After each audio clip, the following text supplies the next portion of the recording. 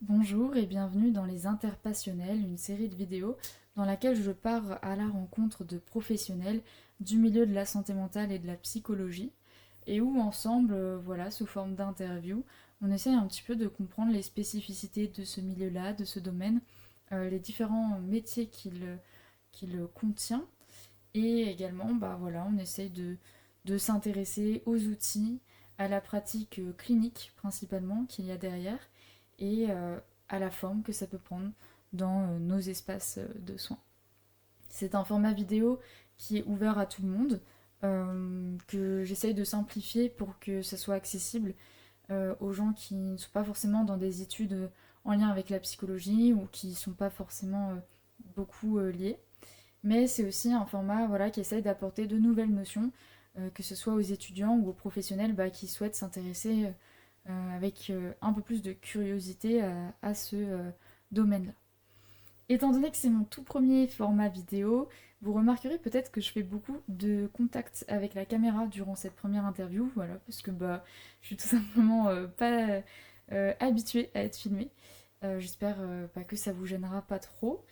Et j'invite toutes celles et ceux qui sont un peu plus experts, on va dire, ou en tout cas un peu plus connaisseurs de la vulgarisation, de la sensibilisation scientifique, à me donner éventuellement des conseils sur le format que j'essaie de proposer. Et également à celles et ceux qui s'y connaissent un peu plus sur la création de contenu, à tout simplement me donner des conseils également, puisque moi je suis pas du tout experte et c'est la première fois que j'ai un projet de ce type-là. Voilà, je vous remercie de m'avoir écouté pour cette toute petite introduction. Bienvenue dans les Interpassionnels et bonne première interview. Bonjour Bonjour.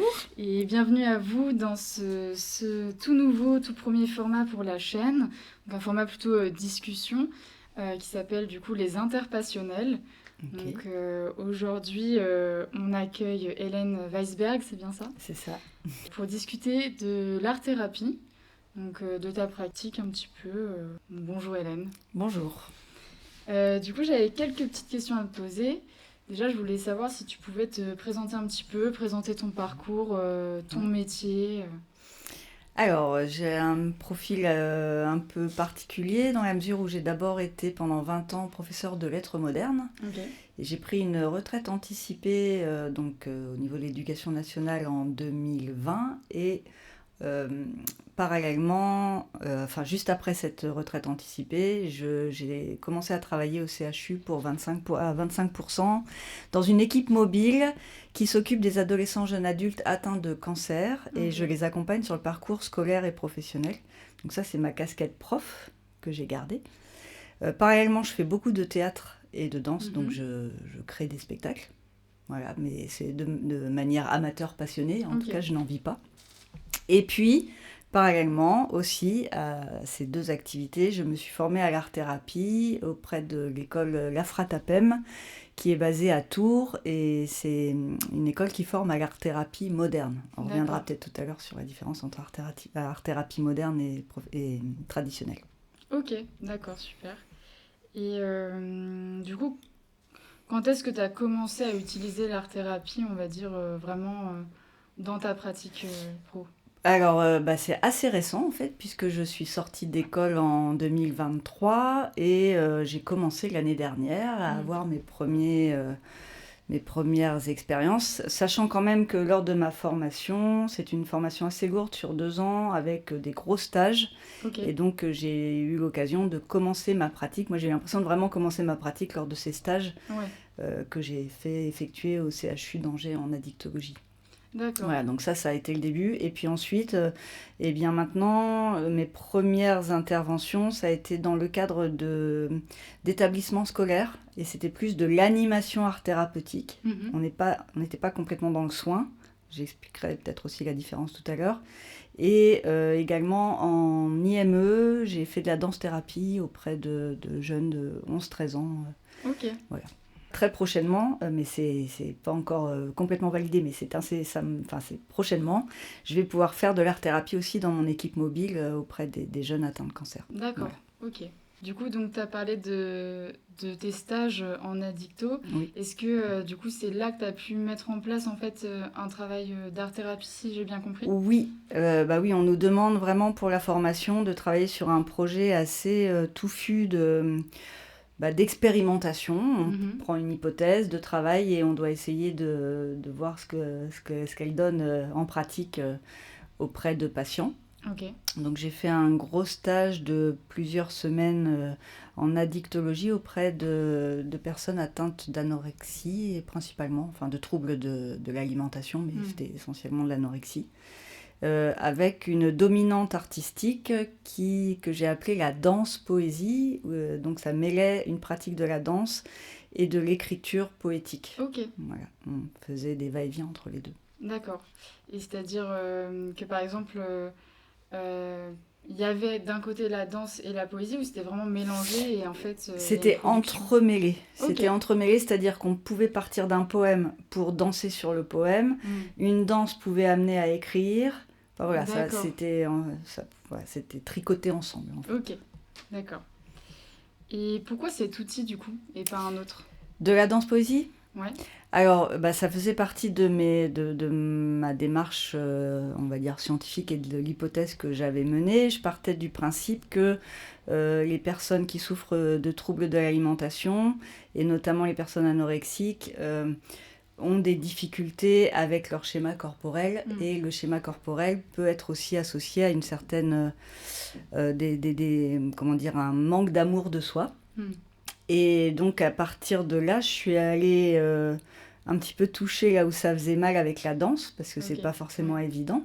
Et en même temps, on était dans un cadre de soins, en hôpital de jour, et c'était le bon endroit pour essayer d'aller toucher là où ça fait mal, justement, ce fameux schéma corporel, la conscience du corps, et d'aller voir comment on peut accompagner les personnes à s'aimer davantage. Ok. Voilà. Et la poésie permettait aussi, parce qu'on sait que ces patientes ont des difficultés à exprimer leurs émotions, et la poésie permet d'exprimer des émotions, donc ça, c'était aussi un outil déclencheur pour les émotions. Ok. Et l'art-thérapie, justement, est-ce que tu penses que c'est une forme d'outil qui permet de développer cet amour de soi, ou est-ce que c'est trop large? Est-ce que ça peut... Alors, en fait, dans la formation que j'ai faite, on distingue trois notions: l'amour de soi, la confiance en soi et l'affirmation de soi.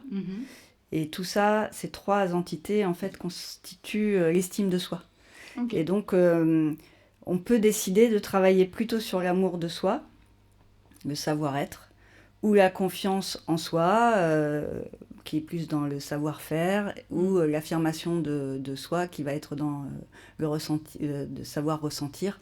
Donc en fait, en fonction, on va essayer d'aller chercher ce qu'on veut faire travailler au patient ou à la patiente en fonction de ses difficultés, quoi.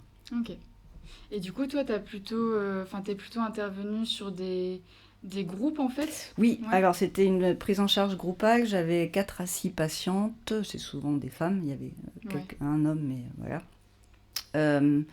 Sur 1h30 de temps, et avec des objectifs précis pour chaque patiente, mais je savais le matin qui j'allais avoir l'après-midi. Okay. Donc il fallait que je consulte le dossier le matin et que je décide un petit peu de ce que j'allais ajuster dans mes objectifs pour chaque patient l'après-midi.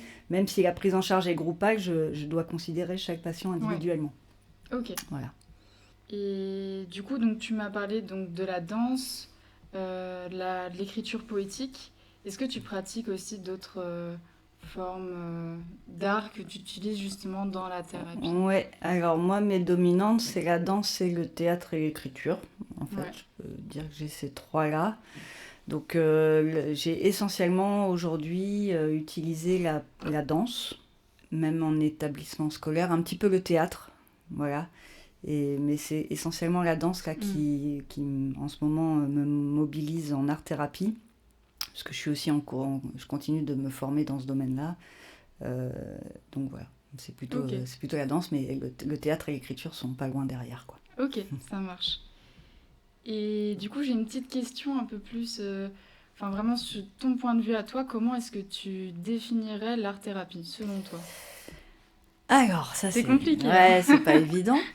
L'art-thérapie, telle que moi je la conçois et en lien avec la formation que j'ai eue, c'est le fait de faire pratiquer une activité et de mettre la personne dans un processus artistique, processus de création, qui va lui permettre de trouver une certaine forme de bien-être, ce qu'on va appeler des gratifications sensorielles, des ressentis positifs, qui vont pouvoir l'accompagner dans le traitement d'une pathologie, voilà, vers un mieux-être. Donc ce n'est pas du tout pour guérir, soigner, c'est pour accompagner et apporter du bien-être qui peut être en lien avec l'estime de soi, avec la détente, la relaxation pour des personnes qui peuvent être très angoissées, etc. Voilà.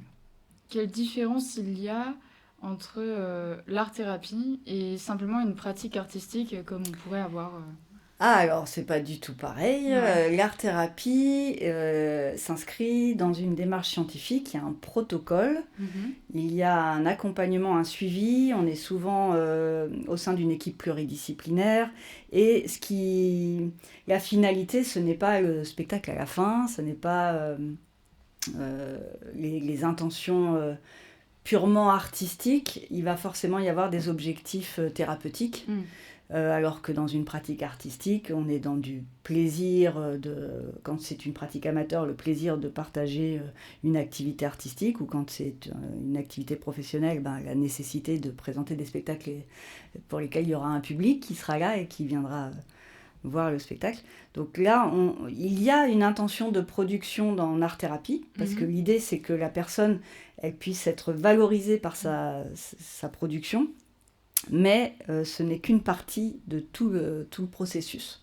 Et vraiment, il y a cet encadrement de soins qui est très important, parce qu'on part du principe que l'art a des pouvoirs. Donc s'il a des pouvoirs, c'est intéressant, mais ça peut être aussi, entre guillemets, dangereux, c'est-à-dire qu'il faut encadrer tout ça. Et donc, dans un processus de soins, voilà, il faut être assez vigilant, et ça n'a rien à voir avec un atelier de pratique artistique en dehors du soin, quoi. Ok. Et dans ce sens-là, du coup, est-ce que c'est pertinent ou pas de pratiquer l'art-thérapie en libéral, ou est-ce que c'est vraiment quelque chose qui a sa place dans l'institution, dans l'hôpital, dans l'associatif? Alors, dans les deux. Ouais. En fait, là aussi, je parle de l'art-thérapie moderne par la Fratapem, telle que nous, on nous a formés. On intervient sur indication médicale, c'est-à-dire que c'est un médecin qui donne l'indication pour un patient de faire de l'art-thérapie. Donc ça peut être un médecin, par exemple généraliste, qui va indiquer des séances d'art-thérapie et puis orienter vers un art-thérapeute en libéral. C'est tout à fait possible.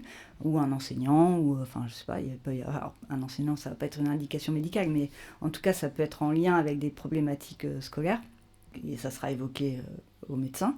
Ou alors en institution, dans les hôpitaux, beaucoup dans les EHPAD, on en voit beaucoup dans des établissements spécialisés, pour les personnes âgées, pour les personnes en situation de handicap. Voilà, c'est un public où il y a, souvent, l'art-thérapie peut être vraiment intéressante en institution. Ok. Et du coup, j'ai une question un petit peu, on va dire, piégeuse, c'est pas vraiment le terme, mais j'ai beaucoup vu, par exemple, moi, dans ma formation, l'art-thérapie, c'est quelque chose qui peut être présenté parfois comme principalement psychanalytique d'origine, ou est-ce que l'art-thérapie est forcément psychanalytique? Alors, pas du tout. Ouais. En fait, justement, on en vient à à ces deux versants de l'art-thérapie. Il y a l'art-thérapie traditionnelle, que nous on appelle l'art-thérapie traditionnelle, qui est, on va dire, la première art-thérapie, XXe siècle, où on avait un psychologue ou psychanalyste qui pouvait proposer une pratique artistique, une médiation artistique, et il fait créer au patient une œuvre, et ensuite il le fait parler à partir de cette œuvre. Donc c'est une œuvre qui va permettre de libérer la parole derrière et d'être dans un processus psychanalytique. Alors nous, on n'est pas du tout là-dedans. Nous, on ne fait pas parler euh, de l'œuvre et sur l'œuvre, et on ne fait pas parler le patient. Enfin, ça, on va parler en même temps qu'on pratique, mais on est dans le processus artistique. Donc on a des outils qui nous permettent de comprendre en fait comment ça fonctionne au niveau de la sensorialité, de la motricité, enfin voilà, on a plein d'éléments, un outil assez compliqué qui s'appelle l'opération artistique. Okay. Et à partir de cet outil, on va vraiment amener le patient dans un processus artistique qui va des premiers ressentis, éprouver du plaisir à regarder une œuvre, par exemple une aquarelle. Du coup, ça va lui donner envie d'aller se lancer dans la production d'une aquarelle, mais on va d'abord essayer de lui donner un peu de technique pour amener à la production, et à la fin, après la production, on va essayer de faire ce qu'on appelle le traitement mondain, c'est-à-dire de faire en sorte que l'œuvre elle soit visible par un public, pour qu'il soit valorisé par cette trace qu'il peut laisser de lui et de son savoir-faire, quoi. Donc on est vraiment dans un processus. Et à la fin, on ne va pas du tout analyser pourquoi il a mis telle couleur dans son aquarelle et telle forme, etc. C'est pas du tout le principe. Donc ce sont deux écoles assez différentes. Et l'art-thérapie moderne, en fait, on est formé en étant d'abord plutôt artiste, on va dire, à devenir des soignants, alors que l'art-thérapie traditionnelle, ce sont souvent des psychologues ou psychanalystes qui vont avoir une formation complémentaire pour faire de la médiation artistique. D'accord. Et est-ce que toutes les formes d'art peuvent être utilisées dans l'art-thérapie ? Alors oui. Ouais. Oui, il y a vraiment beaucoup de choses. Hein. Bien sûr, tous les arts plastiques, les arts graphiques, vraiment la photo, vraiment tout, le collage, le théâtre, la danse, tous les arts. La BD, tout est possible. Donc vraiment, ça peut être, comme tu disais, en fait, à la fois corporel, à la fois visuel, si on peut dire. Tout à fait. Ok. Tout à fait. Ça peut être des arts qui permettent de laisser une trace, une œuvre picturale, ou comme le théâtre, c'est quelque chose qu'on va vivre à un moment. On repartira pas avec un objet, mais on aura le souvenir dans le corps de ce qu'on aura produit. Et peut-être il y aura une captation vidéo, mais pas sûr, quoi. Enfin, on sera plus sur l'instant. Ok. Voilà. Et tu m'as parlé du coup de certains publics. Par exemple, les personnes en EHPAD, les personnes handicapées ou encore les enfants, qui sont des publics qui peuvent être justement assez sensibles à l'art-thérapie. Est-ce que l'art-thérapie, c'est un outil qui est accessible et est-ce que c'est un outil qui est pour tout le monde ? Alors oui, vraiment. Il n'y a pas du tout de prérequis artistiques pour faire de l'art-thérapie. Enfin, vraiment... Tout le monde peut faire, que ce soit quelqu'un qui a une grande expérience artistique ou quelqu'un qui n'a jamais eu une expérience artistique. Par contre, on fait attention à ce que la personne ait envie de se lancer là-dedans et qu'elle ait un certain goût, soit pour justement les couleurs, s'il y a de la peinture, enfin quelque chose qui va nous permettre d'aller vers ce média-là, vers la peinture ou vers le théâtre ou vers la danse, ou la musique aussi. Je ne vais pas parler de la musique, mais bien sûr... Si la personne nous dit qu'elle écoute beaucoup de musique, ça va peut-être être pour nous un atout pour aller faire plutôt un protocole autour d'une stratégie en fait, de prise en charge autour de la musique. D'accord. Voilà. Bon, tu as parlé des aspects sensoriels principalement. Et l'art-thérapie, ça va apporter le travail que tu disais sur l'estime de soi, finalement, l'amour de soi, etc. Est-ce que ça apporte autre chose à l'individu aussi également ? Qu'est-ce que ça t'apporte, toi, finalement, de faire cette pratique-là ? Alors, un des effets les plus importants, je trouve, c'est la détente. Enfin, c'est ce qui est souvent abordé. Vraiment le côté détente. D'où le piège un peu parfois de voir partout les mandalas art-thérapie. Enfin, c'est pas ça de l'art-thérapie, hein, c'est pas faire des mandalas, mais il y a déjà cet effet détente quand on fait du coloriage, mais... Vraiment, on insiste sur le fait que l'art-thérapie, c'est pas faire du coloriage. Mais en tout cas, il y a cet effet détente, il est assez fort dans une pratique artistique et assez bénéfique pour des personnes qui sont en souffrance pour une pathologie X ou Y. Ça permet aussi de développer le relationnel parce qu'on a de l'activité en groupe.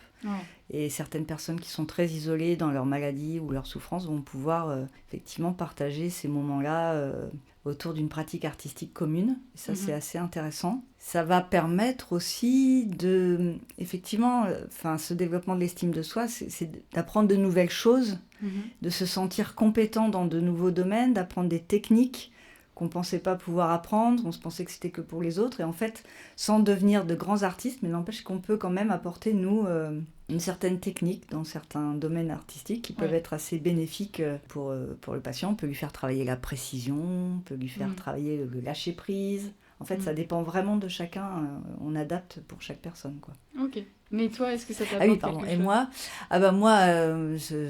je trouve ça... Enfin, déjà, par ma pratique artistique précédemment, j'éprouve un grand plaisir à être dans cette pratique.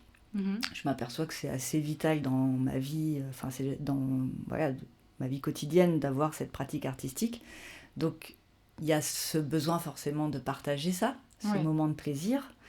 Et puis, le fait d'être arrivée au CHU, de travailler dans un milieu de soins, alors qu'avant j'étais enseignante, ça m'a donné envie, quand j'ai vu mes patients, de leur transmettre en fait le plaisir que moi je pouvais éprouver à pratiquer de manière artistique, de leur transmettre cette pratique-là pour qu'ils aillent mieux aussi. Voilà. Et le fait de pouvoir associer mes compétences pédagogiques d'enseignante et mes compétences de soins par l'art-thérapie me plaisent beaucoup en fait. D'articuler les deux et de pouvoir intervenir aussi en milieu scolaire si j'ai envie. Je retrouve un peu l'ancien milieu. Et ça, en tant qu'ancienne prof qui était parfois démunie par l'institution, par la difficulté d'avoir une classe avec plein d'élèves, etc. Et ben là, je trouve que c'est hyper intéressant pour moi d'être en contact individuel avec les gens dans cette pratique. Ça me plaît beaucoup plus que d'avoir plein de personnes en face de moi et de ne pas pouvoir m'occuper de tout le monde. Ok.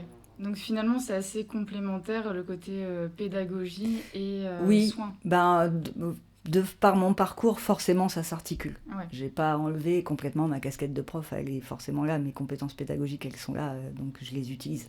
Oui. Ok.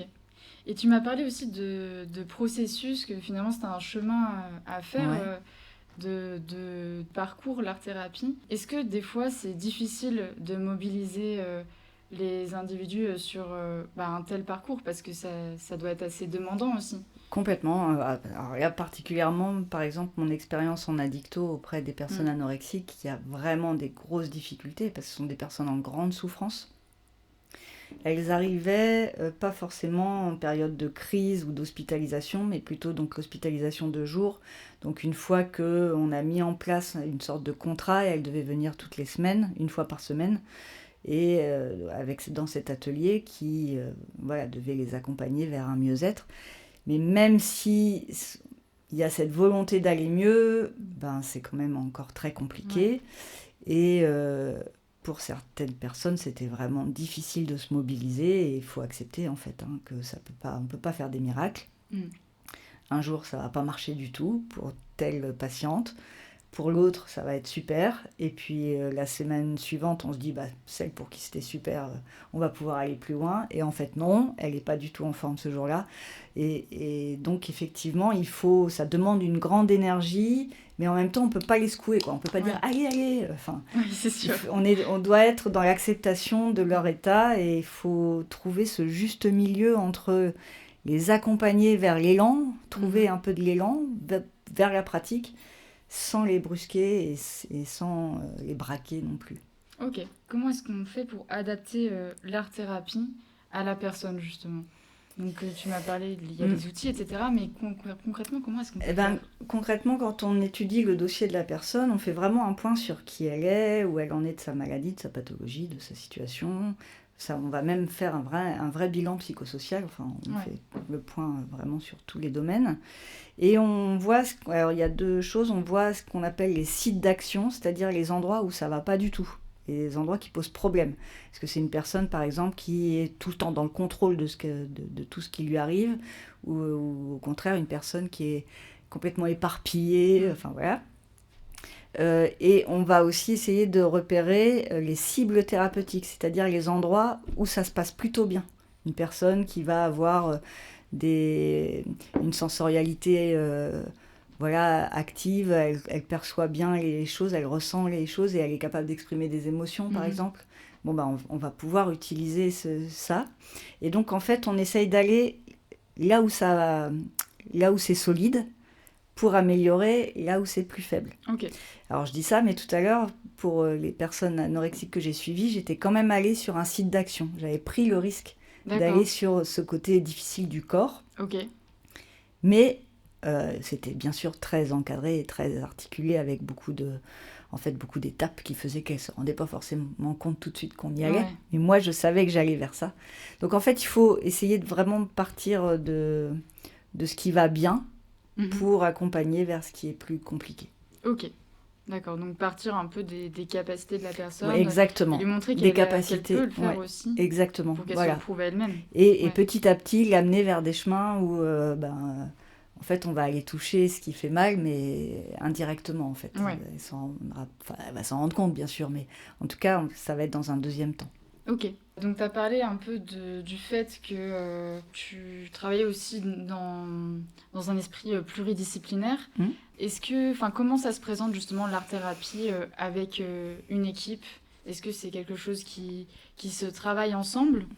Alors, l'art-thérapeute, quand il intervient en institution, il doit effectivement être présent le plus possible dans les staffs, enfin les réunions pluridisciplinaires où on va parler des patients. Et à un moment, il peut avoir son mot à dire sur un patient, s'il a repéré des choses, s'il a des éléments qui semblent intéressants à rajouter au dossier dans l'évolution de la guérison. On n'est pas là pour guérir, mais en tout cas du parcours du patient, quoi. Ok. Donc oui, la parole de l'art-thérapeute, elle se doit d'être présente dans ces réunions pluridisciplinaires. On va pas se mentir, c'est parfois compliqué quand il y a des médecins, des psychiatres, des psychologues, nutritionnistes par exemple, en addicto aussi.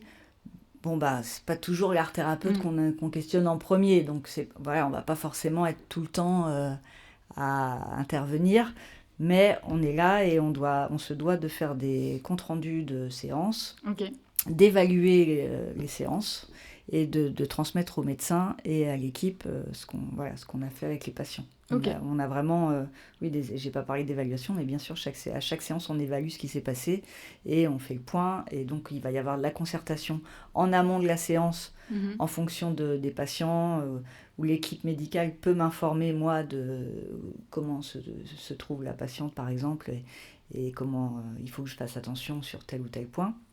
Et puis, en aval de la séance, on va débriefer sur ce qui s'est passé et comment on peut faire évoluer le suivi à partir de ce qui s'est passé dans cette séance, par exemple. D'accord. Voilà.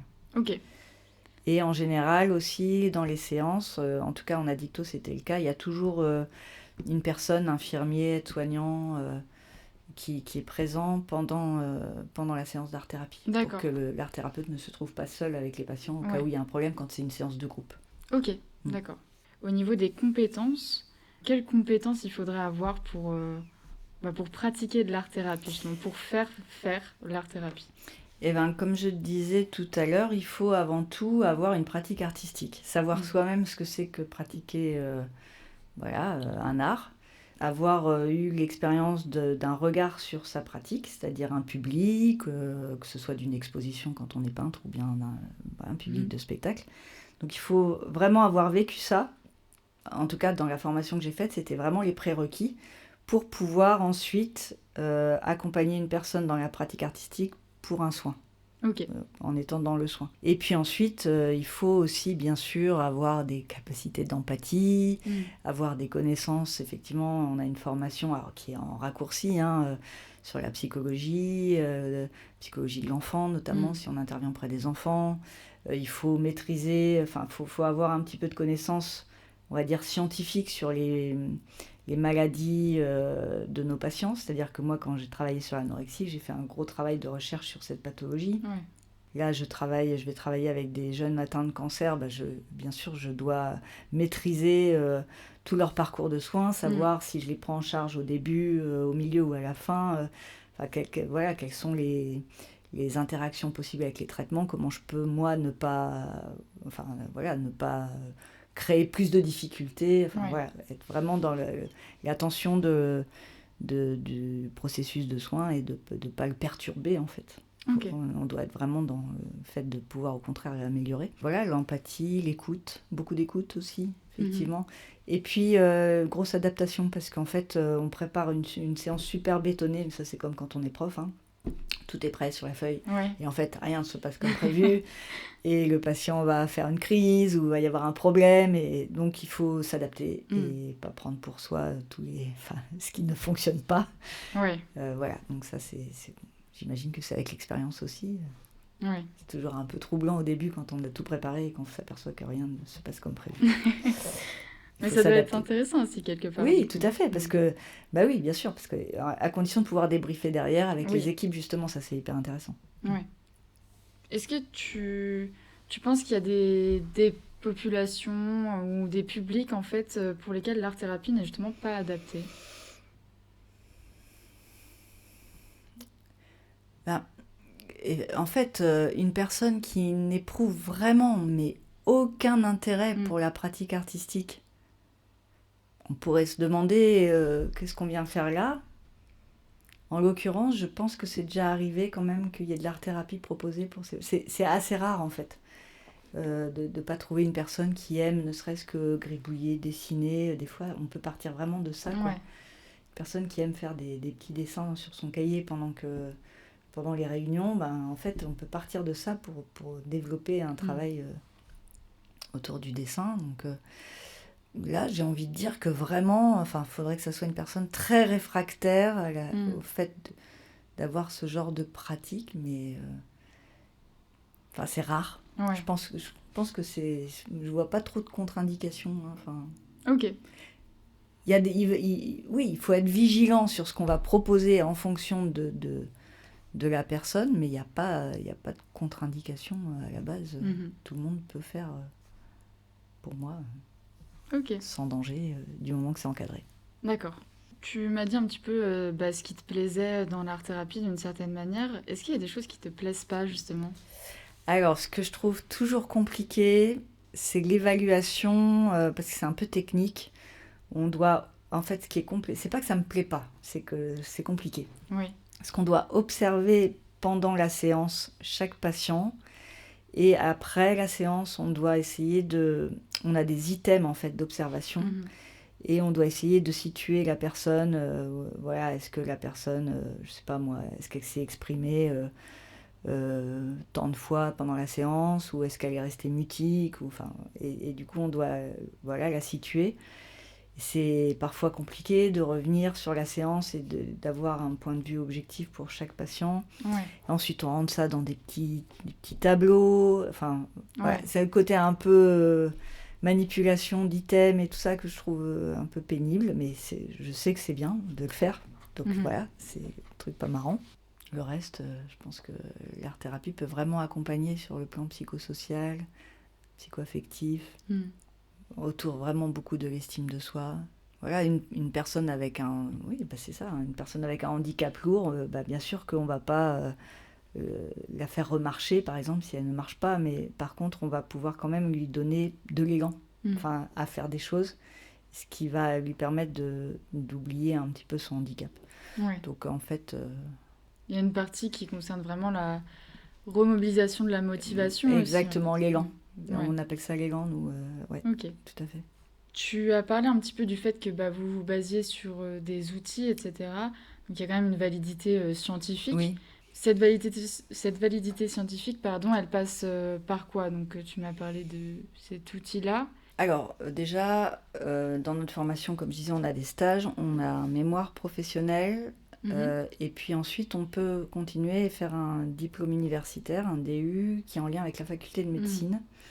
Donc, on publie un article dans ces cas-là, et cet article va être bénéfique à la recherche autour des apports de l'art-thérapie dans le milieu du soin. Donc tout ça, déjà, pour moi, c'est très scientifique. On s'inscrit vraiment dans une démarche scientifique, contrairement à ce qu'on peut voir, les formations en ligne, 6 mois, en 6 mois, devenez art thérapeute. Oui. L'option mandala, c'est pas du tout ça. Après, les outils, on a des outils d'évaluation. On a donc l'outil de l'opération artistique. On a tout un protocole de prise en charge avec l'obligation d'avoir un objectif général pour chaque patient et des objectifs intermédiaires. Voilà, tout un ensemble d'outils qui nous permettent d'encadrer de manière scientifique nos interventions. Ok. Et tu conseillerais quoi en fait à celles et ceux qui veulent utiliser l'art-thérapie dans leur panel d'outils de psy ou d'intervenants? D'avoir une pratique artistique, déjà, dans un premier temps. Ou alors, c'est partir sur l'autre versant de l'art-thérapie et l'utiliser en médiation artistique pour faire parler de l'œuvre. Mais en tout cas, moi, dans ma pratique, ce versant de l'art-thérapie, ça serait déjà d'avoir une pratique artistique solide en complément des connaissances en psychologie pour pouvoir vraiment accompagner dans le processus créatif la personne, quoi. Ok. J'avais fait... Ah oui, c'est une petite anecdote. Quand je m'étais renseignée sur l'art-thérapie, en fait, moi, de base, vraiment, j'y connaissais rien du tout. On va dire que c'est mon premier contact avec l'art-thérapie. Et en fait, je me suis dit, qu'est-ce qu'on voit, sur quoi on tombe quand on tape art-thérapie? Donc, j'ai tapé art-thérapie exercice sur Internet. Je suis tombée sur la vidéo d'une dame, je la mettrai en description si je la retrouve, qui proposait des exercices. Et en fait, ce qui m'étonnait, c'était vraiment que c'était des exercices sur le coup, sur le vif. On n'explique pas vraiment à quoi ça sert, où ça mène. Et j'avais fait, par exemple, cet exercice qui était l'empreinte digitale. Donc, une énorme empreinte digitale. Et dessus, il fallait noter des affirmations positives de soi. Oui, je l'ai vu, celle-là. Oui. Et qu'est-ce que tu en penses? Ça, c'est le niveau 1, on va dire, de l'art-thérapie. C'est une petite activité. C'est une petite activité de détente. Effectivement, pour moi, ça pourrait être une activité, une première activité dans une stratégie thérapeutique où on voudrait travailler sur l'estime de soi. Mais voilà, c'est un tout petit bout, quoi. Et effectivement, ça serait pour faire comme... Moi, cette activité-là, je l'utiliserais, c'est pas ce genre d'activité que j'utilise, mais ça pourrait être l'utiliser pour... faire connaissance avec la personne. Moi, j'utilise le portrait chinois parfois, je fais par l'écriture, en mode dialogue, par exemple, à l'oral. Et si tu étais une couleur, etc. Et on discute. Donc, après, voilà, je me dis que cette empreinte, ça pourrait être une façon d'entrer en contact avec la personne, donc une petite introduction pour faire un petit peu un état des lieux de où elle se situe. Mais ça serait pas une finalité pour moi. Parce qu'en fait, je vais aller vers une création artistique un peu plus élaborée que ça. Alors, moi, je ne suis pas plasticienne, donc ce que je vais proposer à mes patients en termes d'art plastique, ça va peut-être pas aller très loin, quoi. Mais en tout cas, en danse, je vais avoir cette exigence-là quand même d'amener mes patients à quelque chose d'assez élaboré, en fait, qui soit vraiment abouti. Même si on sait qu'on ne va pas aller jouer au Quai ou dans je ne sais quel théâtre. Mais il faut que la personne ait l'impression d'avoir vraiment acquis des notions artistiques assez importantes. Alors que ce genre d'activité, c'est de la détente qu'on peut faire chacun chez soi en regardant effectivement la vidéo, on fait et on éprouve un peu de détente à le faire. Mais c'est pas, il n'y a pas de vrai objectif derrière, je suis d'accord. Ok. Je suppose que... Je sais pas, justement. Est-ce qu'il n'y a pas une forme... parce que tu disais que, justement, il n'y avait pas de forme d'interprétation de l'œuvre. Mais je me dis, si jamais tu tombes sur quelqu'un, tu lui proposes ce genre d'exercice, et en fait, la personne n'arrive pas. C'est trop compliqué pour elle, c'est trop loin d'elle, en fait, d'identifier des affirmations d'elle-même. Comment tu travailles à partir de là ? Je vais avoir des objectifs intermédiaires, en fait. C'est-à-dire que je vais vraiment... en fait, avant de lui faire écrire, je suis quelqu'un de patient, ou je sais pas... Je vais lui montrer, par la pratique, qu'elle est effectivement quelqu'un de très méticuleux, patient. Et du coup, elle va concrètement l'expérimenter. Si je fais de la calligraphie, en fait... Voilà, je vais lui montrer qu'elle a un tracé très précis et du coup, elle va pouvoir dire « je suis quelqu'un de très méticuleux ». Ensuite, Mais Oui. je vais d'abord passer par de la pratique Mhm. pour pouvoir arriver à ça. Oui, ok. Est-ce que tu aurais un exercice simple à donner aux gens qui pourraient reproduire chez eux? Parce que techniquement, ça s'inscrit dans aucun processus. Est-ce que ce serait quelque chose... Non, en fait, parce que je fais pas partie. Enfin, justement, je peux pas faire comme fait cette personne. Ouais. Ce qui est intéressant, en fait, en soi, je veux dire, c'est autre chose. Mais c'est pas ce que je fais. Mhm. Parce que moi, je propose pas une séance dénuée d'un protocole de prise en charge. Donc, Ouais. c'est un peu compliqué. Euh, j'ai des petits exercices. D'échauffement à l'écriture, par exemple, Mhm. prendre une feuille, se donner un temps, genre 30 secondes, et écrire toutes les couleurs, tous les mots qui évoquent une couleur qui me passe par la tête. Ouais. Toutes les couleurs, voilà. Et le temps s'arrête, je vais écrire tous les, je sais pas moi, toutes les émotions, tous les mots qui font référence à des émotions qui me passent par la tête. Ça, c'est un petit échauffement Mhm. qui peut permettre ensuite d'écrire de la poésie ou de se Ouais. lâcher un petit peu. Mais voilà, c'est des petits exercices que je peux pas... Enfin, Faut c'est qu'il de y ait l'échauffement, Ouais, mais ça ne tient pas tout seul, en fait. C'est bien pas sûr. de l'art-thérapie. Mhm. Si l'exercice est pris tout seul, c'est pas de l'art-thérapie. Mhm. Voilà. Ouais, Il faut que ça soit intégré dans dans dans un un cadre. parcours. Mhm. Ouais. Ok. J'insiste pas mal là-dessus, mais Non, c'est ça me important, semble c'est important. important.